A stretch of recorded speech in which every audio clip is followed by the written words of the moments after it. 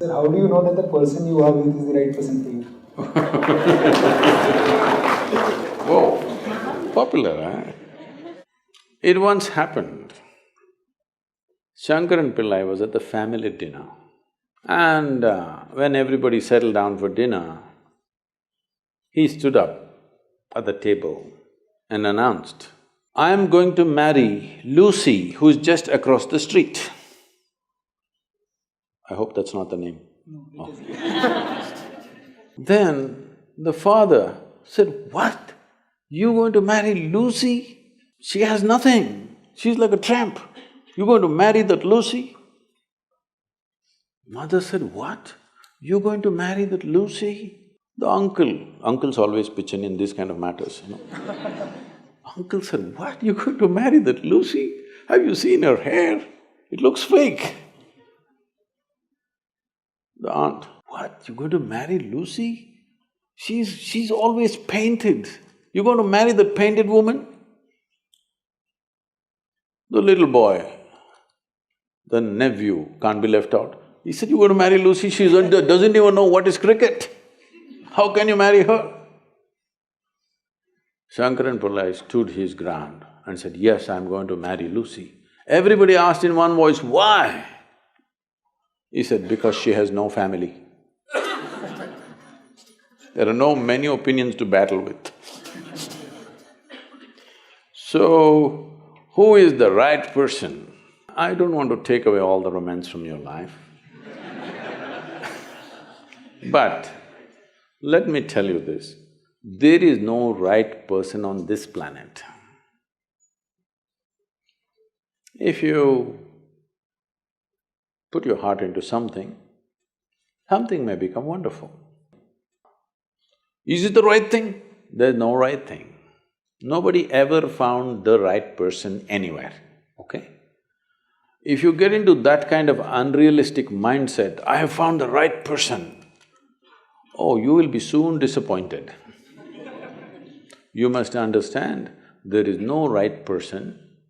First thing is to see whether I am the right person. Yes, am I the right person? And there are no right people on this planet. If you understand, you have your nonsense, they have their nonsense, we can adjust nonsense. Go on. We must understand relationships are formed for various needs. There are physical needs, there are psychological needs, there are emotional needs, there may be social needs, there may be financial needs, various kinds of needs. So when you're going to somebody with so many needs, you're going as a beggar, and a beggar cannot choose. Hello? Beggar eat what comes his way, isn't it? He cannot choose. So, if you really want to make a choice in this world, first and foremost thing is, you bring yourself to your place where your experience of life is just pleasant by yourself. You're wonderful. Now, let us see what gets drawn to this one. If you're really wonderful, things will happen in every way, I'm saying. In terms of career, in terms of marriage, in terms of relationships, the best will happen to you because you made yourself like this. Instead of trying to work on somebody and fix them, if you work upon yourself and make you so wonderful that everybody wants to be with you, then there is a choice. And this whole thing is an American thing, that there is a soulmate somewhere. God made just one more person just for you. But these days, every 2 years, he keeps making one more person just for you. Obviously, God is making too many mistakes with you. See, body needs a mate, understandable.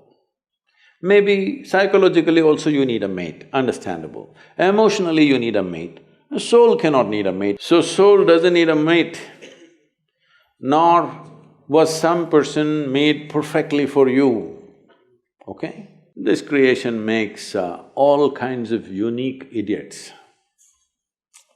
If you understand you are one kind of idiot and the others are different kind, you will understand their nonsense because you know you got your stuff. If you think you're perfect and God has chosen you and He's made another person perfect somewhere else, you're heading for a disaster, okay? There's no such thing. Even, people today, after 5,000 years, people are still adulating and worshipping Krishna as the greatest lover, but his wives are dead unhappy with the guy. Yes. So, you're not going to find any perfect person. If you invest a deep sense of involvement, something wonderful may happen. It's because of your involvement, not because the other person is fantastic. No. Even if you choose a fool, actually it's easy that way. If they're not stupid, why would they come to you first of all?